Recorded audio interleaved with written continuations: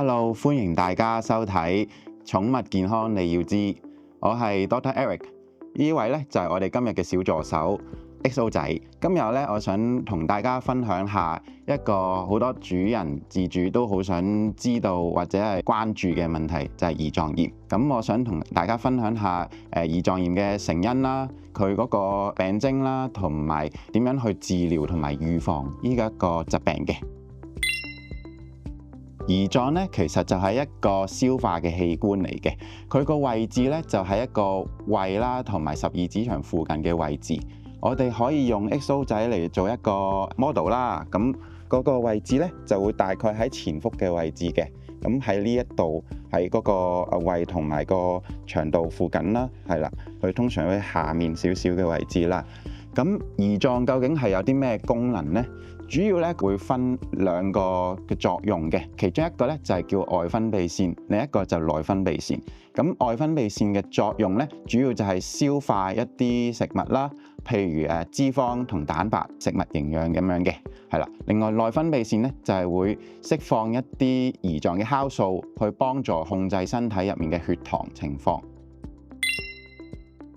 胰臟炎顧名思義就係個胰臟有發炎嘅情況啦。咁喺呢個發炎嘅情況下咧，就會釋放過多嘅胰臟酵素同埋一啲發炎嘅酵素出嚟。咁佢哋嘅出現咧，有機會進行胰臟嘅自我消化嘅情況啦，破壞咗身體嘅各個器官嘅狀況啦。咁喺呢啲嘅情況咧，咁其實貓同狗都會同時會出現嘅。雖然狗狗會出現嘅情況比較多啲，係啦，但係貓亦都有咁嘅機會，亦都可能喺狗狗嚟講咧，某一類型嘅品種嘅狗狗會常見多啲嘅，譬如史納沙啦、約瑟爹利啦，或者迷你嘅貴婦狗狗。胰臟炎咧就有好多唔同嘅成因嘅，常見例如喺狗狗嚟講咧，可能係食嘅嘢係比較肥膩啦，或者係食一啲唔應該食嘅食物啦，譬如人食開嘅食物啦。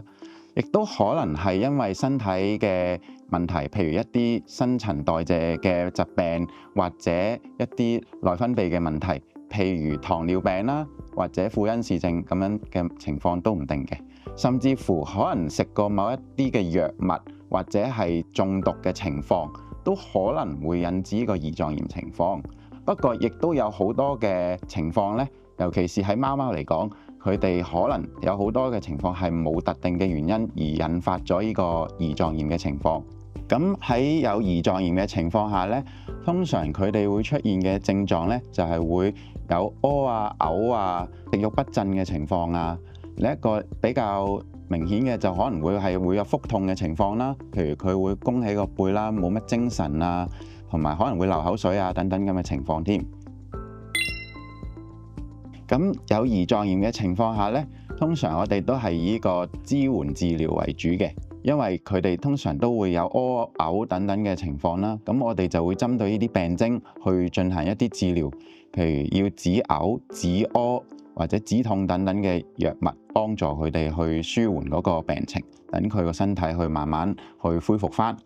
如果嚴重嘅情況，甚至乎可能需要去住院進行呢個靜脈輸液啦，同埋可能要吊血漿去維持佢個身體嘅狀況都唔定。預防胰臟炎方面呢，我哋都建議要盡量小心飲食啦。我哋唔好俾一啲人類高脂肪嘅食物俾狗狗或者貓貓食。另一方面，亦都要維持動物嘅理想體型，同埋要做一啲定期嘅身體檢查。